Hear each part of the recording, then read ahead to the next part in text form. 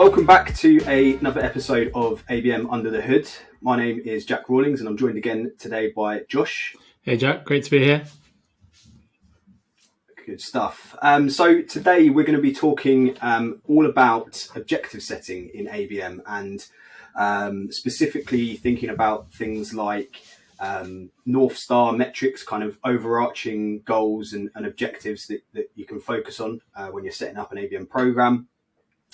Also kind of how to prioritize metrics from a business perspective, understanding what a good objective for an ABM program looks like and what a bad objective for an ABM program looks like, and lots of other stuff that we're going to kind of go into today as well. But I guess first of all, Josh, in terms of setting objectives in an ABM program, do you think that it's something that you find businesses are, quite generally quite good at, or is it something that businesses tend to struggle with?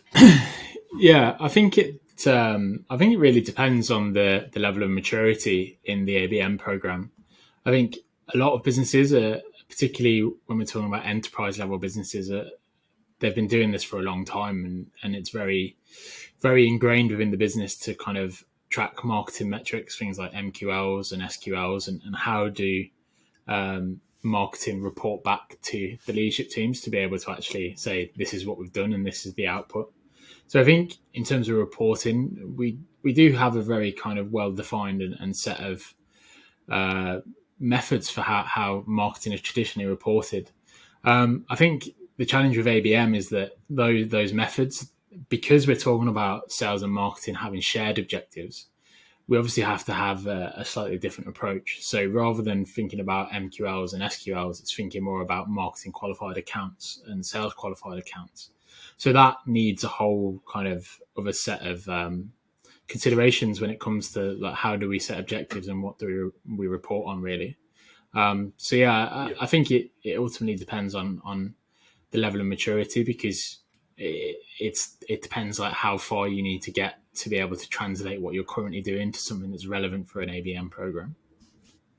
Yeah, absolutely.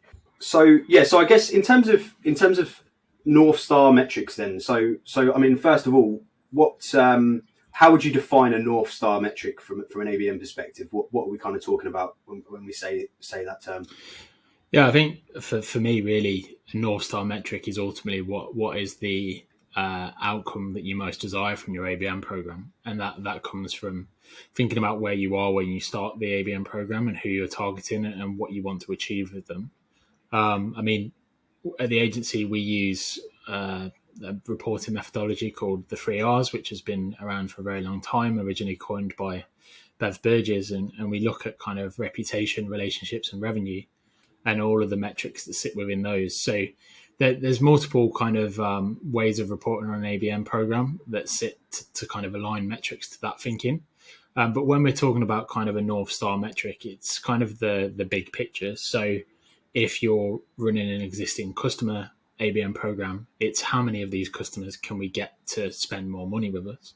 If it's a net new customer acquisition, it's how many of these prospects, can we get to engage with us and purchase from us? So ultimately, the North Star metric is kind of what the final outcome is. And then along the ways, you have to plot some of these kind of smaller milestones. So what is the most common trigger point to get to there? So it could be a specific call to action, or it could be a specific sequence of events that that if we can do this 10 times, then 8 times out of 10, we're going to have somebody progress through into a more sales kind of led conversation. So yeah, I think it's kind of a quite a broad answer, but it's about understanding kind of what is the overall outcome of the ABM program. Yeah, absolutely. I think also, the key thing about North Star metrics is they've got to be set at that business level, right? It's not a marketing only goal. And, we talk a lot about sales and marketing alignment and wider business alignment, but, essentially the business has to be in complete kind of agreement and aligned on what that goal looks like and understand what the outputs of the ABM program might well be. And then the whole business is working towards that North Star. It's not just about marketing trying to achieve a specific set of, MQLs or whatever it might be. It's about having a broader kind of business lens that you can attach to the ABM program. Yeah, I think that's a really good point, and I think it's one of the things that we try to consider when we talk about reporting with our clients, right? Because one of the things that we often get is people want to know how are their campaigns performing, and it's very kind of straightforward to say, well, campaign X is doing Y, and we can report on that because we've got impressions, we've got engagement data, we've got all of that platform data that shows us what's happening within a campaign level. But really what the business wants to see is, well, what's the business value? What's the value that they're gaining from this activity? So wherever possible, it's about kind of taking that campaign level data and then wrapping it up and rolling it up into kind of that higher level business value. So we always recommend kind of reporting on multiple levels to reflect that. Yeah, I think that's it's a really good point. So I mean, from a marketer's perspective, then how would you go about kind of making this decision around what that North Star metric should be, or sort of overarching objective for the campaign, for the program? Do you think it's a case of pulling together, ideas based on where the business is at and kind of extrapolating from there, or do you think it's there's a need to speak to the wider team first? How would you kind of suggest people go about that? Yeah, it's interesting because you said from the marketer's perspective there, but what I would actually say is that it's the marketer's prerogative to have this conversation with the sales team and to make these decisions in partnership. Because if you, as the marketer, if you go into a room full of salespeople and say, we're going to do an ABM program, we're going to try and win net new customers in this segment, and it's the first time sales have really been involved in that conversation, they're going to turn around and say, well, actually, we've got our own priorities over here. We're already doing X, Y, and Z. When do you expect us to be able to actually fill in this ABM program as well?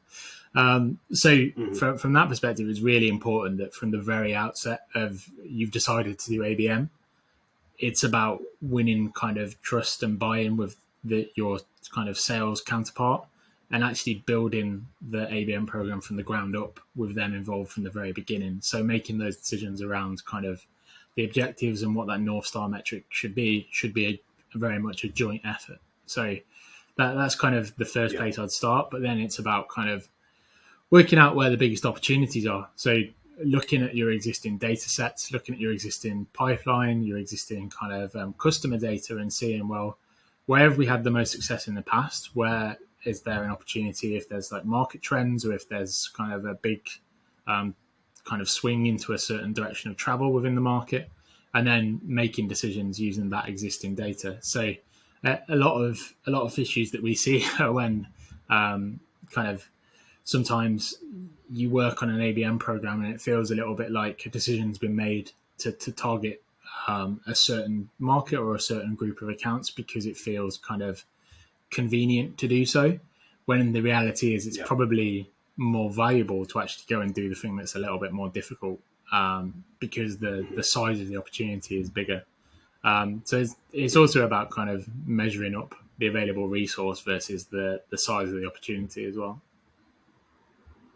Yeah, that makes a lot of sense. And so, I mean, how do you think the kind of overarching North Star type objective aligns with different program types? Like, would you say that the different program types are going to naturally lend themselves to different North Star objectives, or do you think that there should be some kind of North Star objective that almost sits above that delineation, that kind of differentiation between program types?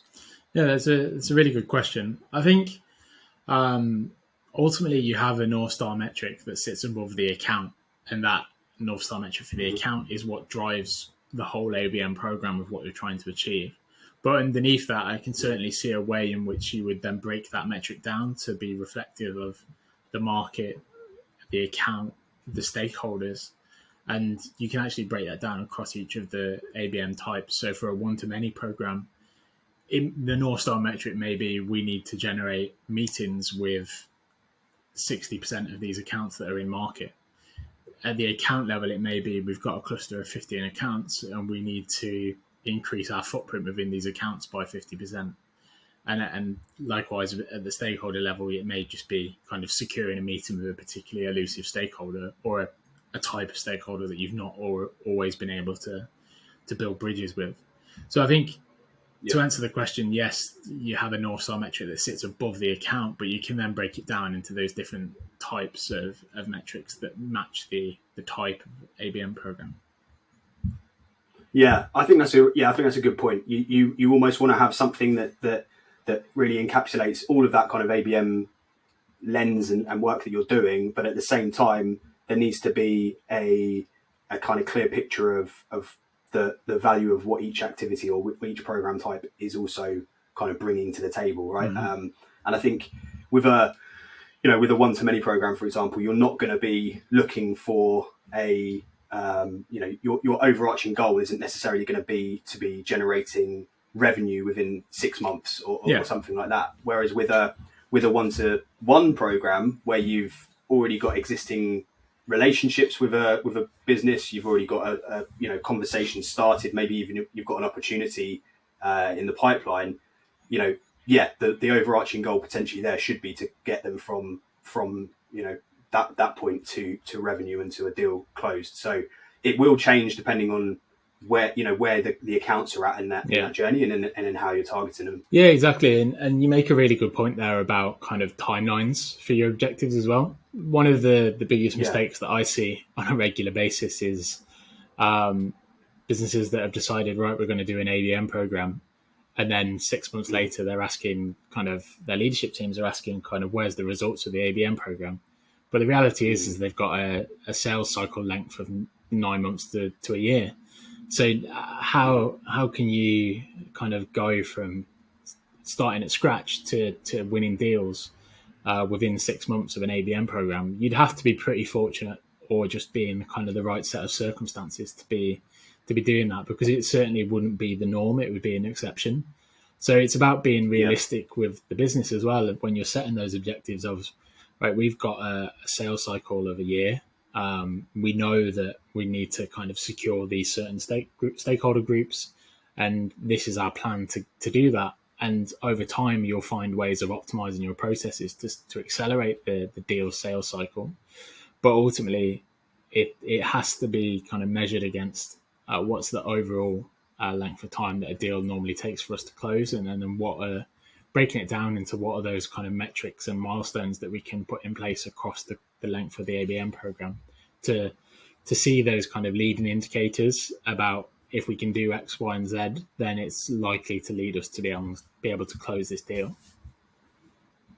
Yeah, I think that leading indicators point is absolutely key, right? Because when businesses, and it usually is the wider business, the leadership team, sometimes the board or investors are asking, well, how's the ABM program performing? What are the results? Yeah. If you're clear up front about what to expect at certain milestones and points throughout that program, so you're going to say, right, at month 6, we're not going to necessarily be expecting revenue. However, if we've got X number of accounts at this stage in the journey, we've moved them from reputation, and awareness to relationships. Mm-hmm.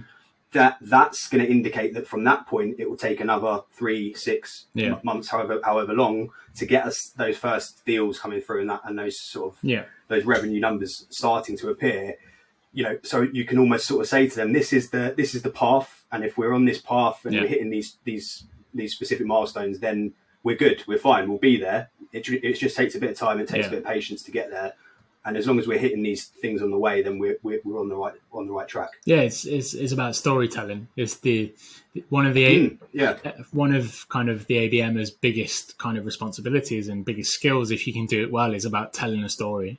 This is where we are today, and this is where we're going towards, and this is everything that's going to happen in between. If you can bring that to life, it makes everything else a lot easier, because the business can really see the value and see kind of the direction of travel for the ABM program. Yeah, 100%. That's the end of part 1 of our objective setting episode, but the conversation doesn't end there. Join us for part 2, where we'll be going back under the hood of objective setting to explore everything from indicators of success to securing alignment on objectives, to the value of transparency, and much more.